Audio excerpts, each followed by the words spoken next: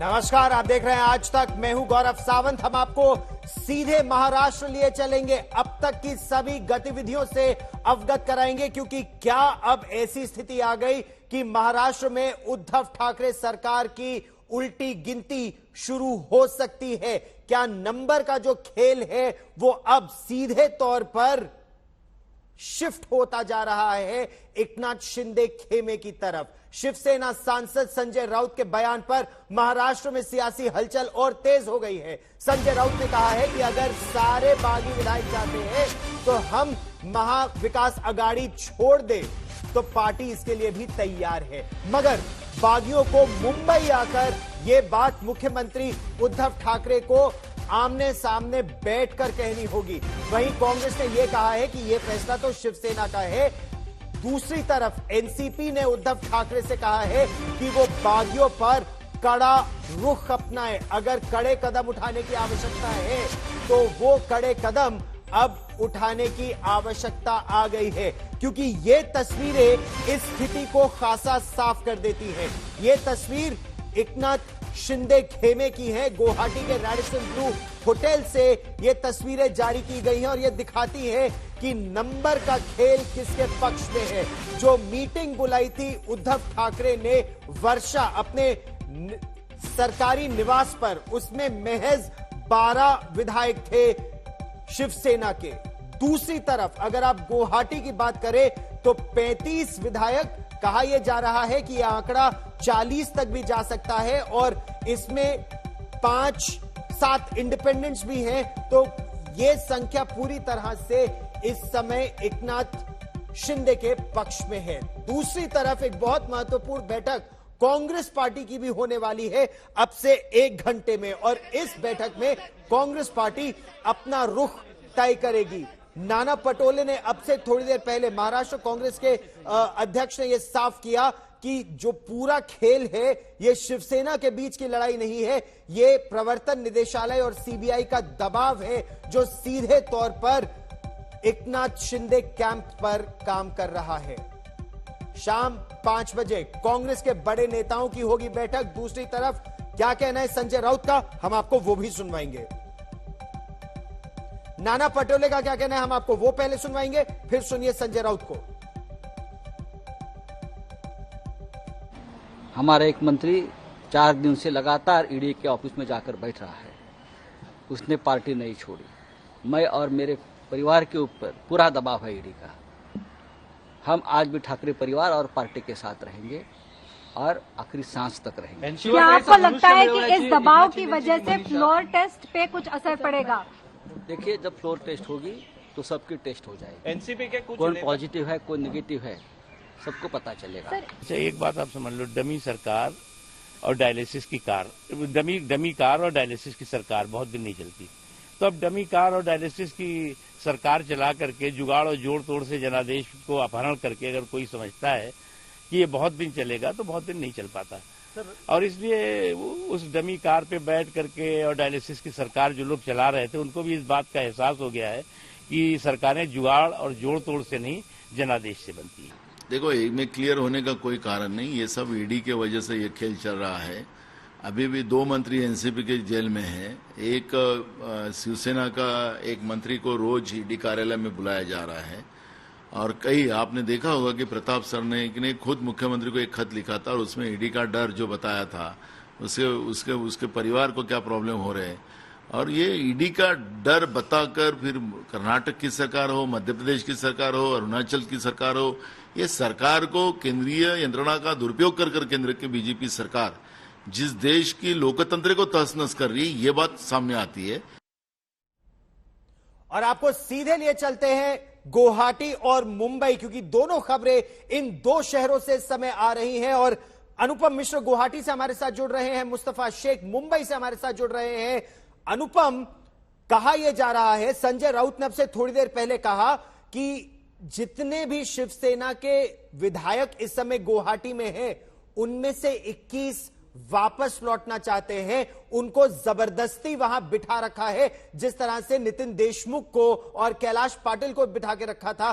कितनी सच्चाई इस बात में? आप जमीन पर हैं, इस खेमे से लगातार बात कर रहे हैं, क्या कुछ लोगों को दबाव में यहां लाया गया है?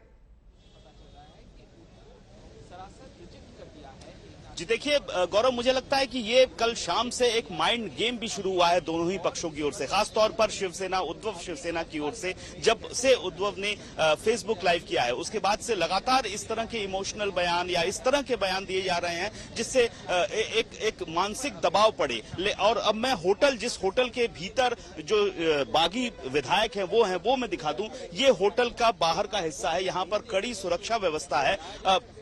बाहर से किसी को भीतर नहीं जाने दिया जा रहा है। जो भी गाड़ियां जा रही हैं प्रॉपर चेकिंग के बाद ही उनको भीतर जाने दिया जा रहा है। और भीतर से कल से अब तक कोई भी विधायक बाहर नहीं निकला है। लेकिन इसका मतलब ये नहीं है कि वो उनको जबरन कैद करके रखा गया है, क्योंकि जो तस्वीरें, जो विजुअल्स हम देख रहे हैं, जो भीतर से बीच बीच में दिया जा रहा है, उसमें हंसते, मुस्कुराते, खिलखिलाते चेहरे दिखाई दे रहे हैं। लेकिन ये जो आरोप है शिवसेना का, खासतौर पर संजय राउत का, उसकी पुष्टि या उसका जवाब जो बाकी के विधायक हैं एकनाथ शिंदे के साथ, वो जब तक खुलकर नहीं बोलते हैं तब तक ये बात पता नहीं चल पाएगी कि आखिर उनको दबाव में रखा गया था या किसी तरह की सुरक्षा व्यवस्था में उनको इस तरह से रखा गया कि उनकी इच्छा के विपरीत काम किया गया हो, जब तक कि वो इस बात का खुलासा खुद बोलकर नहीं कर रहे हैं। गौरव, मैं जमीनी स्थिति इस समय क्या है उस पर भी आपके पास आऊंगा, लेकिन मुस्तफा, दो तस्वीरें इस समय पूरा देश देख रहा है। एक तरफ जब शिवसेना ने वर्षा, जो सरकारी निवास है मुख्यमंत्री का, उसमें शिवसेना के विधायकों की बैठक बुलाई तो महज 12 विधायक वहां पहुंचे। आदित्य ठाकरे को भी ले ले तो 13 विधायक शिवसेना के उस बैठक में थे। दूसरी तरफ आंकड़ा 35-37 कहा यह जा रहा है, 40 भी हो सकता है। तो क्या जमीनी स्थिति पूरी तरह से साफ है कि एकनाथ शिंदे के साथ कितने लोग हैं और उद्धव ठाकरे के साथ कितने लोग हैं? बिल्कुल गौरव, अभी तक की स्थिति अगर आप देखें तो ये बात कहना सही होगा कि जो नंबर गेम है वो एकनाथ शिंदे के पूरी तरह से फेवर में है। बाकी की जो बातें की जा रही है वो एक तरह से नैरेटिव सेट करने की बातें की जा रही है, जहां पर शिवसेना ये कह रही है कि उनके कुछ एमएलएस को प्रेशर में गुवाहाटी ले जाया गया है। वहीं पर वहां के एमएलएस ये लिख रहे हैं कि उद्धव ठाकरे से उन्हें मिलने नहीं दिया जाता था, सरकार से वो संतुष्ट नहीं थे। तो ये सारी बातें एक नैरेटिव सेट करने की बातें हैं। नंबर गेम अगर आप देखें तो वो एकनाथ शिंदे के इस वक्त फेवर में है। सवाल यही रह जाता है मूल मुद्दा सरकार बनाने का। एकनाथ शिंदे कब गवर्नर को अप्रोच कर ये देते हैं कि ये सरकार माइनॉरिटी में, उसके बाद फ्लोर टेस्ट हो, उसके बाद महाविकास आघाड़ी अगर माइनॉरिटी में होती है तो सरकार गिर जाएगी। तो ये सारी चीजें जो हैं आप कह सकते हैं कि एक वक्त का खेल अभी बचा है। एकनाथ शिंदे आगे क्या कदम उठाते हैं ये देखना जरूरी होगा। और ये भी बात सही है कि सरकार तो सरकार, अब शिवसेना पार्टी बचाना भी उद्धव ठाकरे के लिए मुश्किल होता जा रहा है। बहुत बड़ी बात और बहुत बड़ी खबर एक तरह से इसको देखा जाए तो इस समय मुस्तफा शेख बता रहे हैं कि उद्धव ठाकरे के लिए अपनी सरकार बचाना अब बहुत मुश्किल होता जा रहा है। और एक तरह से क्या ये दीवार में जो लिखा है ये अब साफ होता जा रहा है। हम इस पर भी विस्तार से चर्चा करेंगे। नंबर्स गेम की हम बात करेंगे, क्योंकि फ्लोर टेस्ट जब होता है तो केवल ये अंक गणित होता है। अंक गणित किसके पक्ष में है, पहली बात। दूसरी बात, आज तक ने जो डिप्टी स्पीकर है नरहरि जिरवार, उनसे एक्सक्लूसिव बातचीत की, क्योंकि उनके पास जो एक चिट्ठी पहुंची वो 34 विधायकों के सपोर्ट की बात थी, लेकिन उसमें से नितिन देशमुख तो अब मुख्यमंत्री के पास बैठे हैं या फिर शिवसेना मुंबई में समय है। डिप्टी स्पीकर का क्या कहना है? उनका यह कहना है कि फिलहाल शिवसेना की मान्यता पर कोई प्रश्न नहीं उठता, विधायकों से बातचीत करके देखा जाएगा कि जमीनी स्थिति, अंक गणित किसके पक्ष में बैठता है। और ये आंकड़े आप अपने टेलीविजन स्क्रीन पर देख भी रहे हैं। मैं एक बार फिर अनुपम मिश्रा के पास लौटूंगा, लेकिन डिप्टी स्पीकर का क्या कहना है आपको वो पहले सुनवाते हैं। एकनाथ शिंदे ने जो 34 एमएलएस के साइन किया हुआ लेटर आपको भेजा है, हालांकि उसमें 4 इंडिपेंडेंट भी है, 30 शिवसेना के हैं और अभी सुबह और कुछ एमएलएस वहां पर जाकर जुड़ गए हैं शिवसेना के। तो इस स्थिति में क्या वो लेटर आप कंसीडर करने वाले हैं? वो जो मेरे पास जो लेटर मिला है वो 34 बोलते, कभी कम बोलते, कभी ज्यादा बोलते, तो वो भी रहेगा, वो सही भी रहेगा। तो मुझे तो जांच करना जरूरत है, इसलिए मैं जांच करूंगा। जांच करने की जरूरत क्यों पड़ रही है? क्योंकि हम देख रहे हैं वहां से विजुअल्स आ रहे हैं, वीडियोज आ रहे हैं कि एमएलएज उनके साथ में हैं। वो है, लेकिन उस साइन में वो देशमुख करके उन्होंने बोला मैं नितीन देशमुख। हाँ, हम अंग्रेजी से साइन करते हैं और उसमें मराठी है, वो ऐसे बोल रहे हैं और वो साइन करने के लिए यहाँ थे ऐसा बोलते हैं, लेकिन अभी वो घर पे है ऐसे ही बोलते हैं। तो ये मेरा साइन ही नहीं, ऐसा एक है तो और कुछ है या नहीं वो तो जांच करना पड़ेगा। किस तरह से होगी ये जांच? क्या एमएलए से बात करने की कोशिश होगी या आप एकनाथ शिंदे से बात करेंगे और उनको कहेंगे कि आप दावा करें यहाँ पर आकर और जो है परेड कराए एमएलए की? कानून में जो जैसा होगा वैसा करूंगा। वैसा तो लगता है वो जांच करने के लिए उसको सामने बुलाना पड़ेगा। तो क्या उस तरह का कम्युनिकेशन हुआ है? आपने उनको बताया? अभी तक कुछ नहीं, अभी तक कुछ नहीं हुआ। क्यों नहीं हुआ है? कितना समय लगेगा? और देखूंगा, मैं अभी पढ़ रहा हूँ क्या क्या है वो, उसके बाद मैं डिसीजन लूंगा। लेकिन उपाध्यक्ष जी, हम ये समझना चाहेंगे, खेल पूरी संख्या का है। अब संख्या क्योंकि एकनाथ शिंदे के पास है और महाराष्ट्र में उद्धव ठाकरे के साथ अब लगभग 10 से 12 ही एमएलए बचे हैं, तो जिसकी संख्या ज्यादा है वही ग्रुप लीडर होगा, उसी का विप होगा या जो पार्टी प्रेसिडेंट कहेंगे उनका होगा? नहीं, अभी तक तो कानून में तो पार्टी लीडर का ही है, बाद में देखूंगा क्या है वो। कितना समय लग सकता है? आप किससे बातचीत कर रहे हैं इसके बारे में समझने के लिए? कुछ नहीं, ये जो कानून का जो किताब है उसके ऊपर सब कुछ दिया है ना, उसमें से देखता हूं मैं। अब हमारे सूत्र तो ये भी बता रहे हैं कि क्योंकि पर्याप्त संख्या एकनाथ शिंदे के पास हो गई है और इतने सारे एमएलए है जो 37 से भी ज्यादा है, अब 2/3 मेजोरिटी से ज्यादा होने के बाद वो और एक लेटर भेज सकते हैं आपको? भेजेंगे तो देखेंगे ना, मैं क्या लिखता है, कैसा डिसीजन क्या लेना है वो मैं खुद देखूंगा। तो फिलहाल हम क्या समझे, शिवसेना एक पार्टी के तौर पर अस्तित्व में विधिमंडल में है या नहीं है? अभी तो शिवसेना है ना, बाद में देखूंगा क्या होगा वो। बाद में देखूंगा क्या होगा, अभी तो शिवसेना है, ये कह रहे हैं डिप्टी स्पीकर नरहरि झिरवाल। लेकिन जो बड़ी बात है, 37 का आंकड़ा क्या है इस समय एकनाथ शिंदे के पास एंटी डिफेक्शन लॉ को तोड़ने के लिए? 55 में 37, क्योंकि अनुपम बीच में कहा गया 35 हैं, 2 और आने वाले हैं, फिर 3 और आने वाले हैं, लेकिन असल में जमीनी स्थिति है क्या?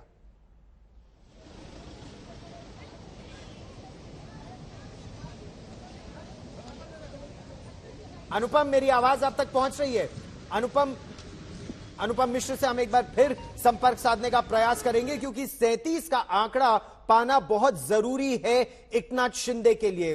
हालांकि वो खेमा ये जरूर कह रहा है कि उनके पास तो शिवसेना के 37 से ज्यादा विधायकों का समर्थन उन्हें हासिल है, 35 से ज्यादा वहां पहुंच चुके हैं, 3 और पहुंचने वाले हैं, लेकिन असल में फ्लोर टेस्ट पर ही पता चलेगा। लेकिन मुस्तफा, कांग्रेस की एक बहुत महत्वपूर्ण बैठक अब से करीब 45 मिनट में होने वाली है। कांग्रेस की इस बैठक, जिसमें नाना पटोले भी शामिल होंगे, बड़े नेता और कांग्रेस पार्टी के शामिल होंगे, उसमें क्या आगे की रणनीति तय होगी कि बाला साहेब थोराट उसमें है, नाना पटोले उसमें शामिल है। क्या यह कहा जा रहा है कि कांग्रेस भी अब यह साफ करना चाहती है कि वो शिवसेना पहले समर्थन विड्रॉ करेगा या ये खेमा आगे चलेगा?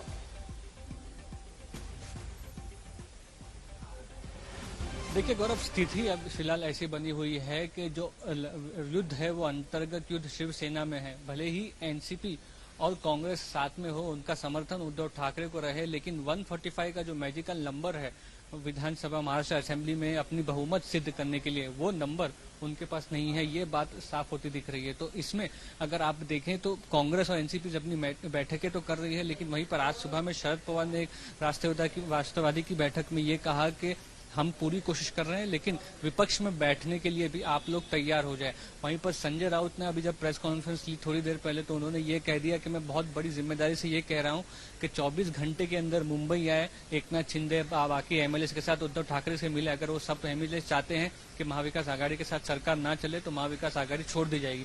तो ये कई सवाल इस वक्त महाविकास आघाड़ी के अस्तित्व पे उठते हुए दिख रहे हैं। तो जो आप कह सकते हैं कि जो लड़ाई है, जो विवाद है, वो शिवसेना में है, इसमें कांग्रेस एनसीपी ज्यादा कुछ नहीं कर पाएगी।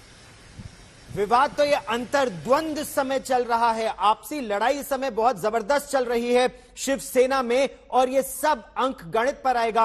अनुपम, इस समय जमीनी स्थिति, अगर अंक गणित की बात की जाए तो लेटेस्ट क्या है? जो 3 विधायक और आने वाले थे कब तक पहुंचेंगे? वो किस तरह के समर्थन की बात इस समय एकनाथ शिंदे कर रहे हैं? जी गौरव, सबसे पहले मैं आपको एक अपडेट देता हूं। अभी अभी होटल से आशीष जायसवाल और दीपक केसरकर, 2 जो विधायक हैं, वो अभी अभी एक गाड़ी से निकले हैं और एयरपोर्ट की तरफ गए हैं। अब कहा जा रहा है कि वो हो सकता है मुंबई जाएं, मुंबई जाके अगली रणनीति तय करें, ये भी कहा जा रहा है, लेकिन वो साफ नहीं है। लेकिन अभी अभी 10 मिनट पहले ये दोनों ठीक जिस होटल में एकनाथ शिंदे गुट ठहरा हुआ है उस होटल से निकले हैं। और ये पहली दफा है जब आने के बाद, यानी कि कल सुबह 6:30 बजे जो फ्लाइट, चार्टर्ड फ्लाइट गुवाहाटी आई थी और उसके बाद होटल में घुसे थे विधायक, उसके बाद से ये पहली बार है जब विधायक बाहर निकले हैं और वो एयरपोर्ट की तरफ गए हैं। और अगर संख्या की बात करें तो संख्या के हिसाब से अब तक जो साबित हो रहा है कि 37 जो जादुई आंकड़ा था, जो मैजिक फिगर था, वो अब एकनाथ शिंदे के साथ है। ऐसे में वो अगली रणनीति क्या होगी, कैसे होगी, उसको तय कर रहे हैं। अब जो अगला कदम है, किस तरह से अप्रोच करना है, मुंबई कब जाना है, आखिर 2 दिन गुवाहाटी में हो चुके हैं, कल तीसरा दिन हो जाएगा, तो मुंबई उनको अंततः जाना है। और मुंबई जाकर जिस तरह का उद्धव ठाकरे ने प्रस्ताव दिया है कि आप हमसे आकर मीटिंग कीजिए, वो मुझे नहीं लगता कि वो स्थिति अब रही है। उस दौर से बातचीत बहुत आगे निकल चुकी है और अब अगर ये मुंबई जाते हैं तो ये उद्धव ठाकरे या संजय राउत से बातचीत करने नहीं, बल्कि सरकार बनाने के मकसद से ही जाएंगे। तो सवाल यही है कि यहां से ये कब मुंबई जा रहे हैं और वहां पर वो किस तरह से अप्रोच करेंगे। विस्तार से बताइए कौन कौन अभी निकला है? जायसवाल, केसरकर, जिन जो आप जिक्र कर रहे हैं, अभी तक, अब से थोड़ी देर पहले संजय राउत ने तो यह दावा किया था कि 21 विधायक जबरदस्ती वहां बैठाए गए हैं और वो वापस आना चाहते हैं। इसका खंडन करते हुए एकनाथ शिंदे खेमा ये कह रहा है हम मजबूत हैं। अब आगे की उनकी क्या रणनीति, विस्तार से बताइए।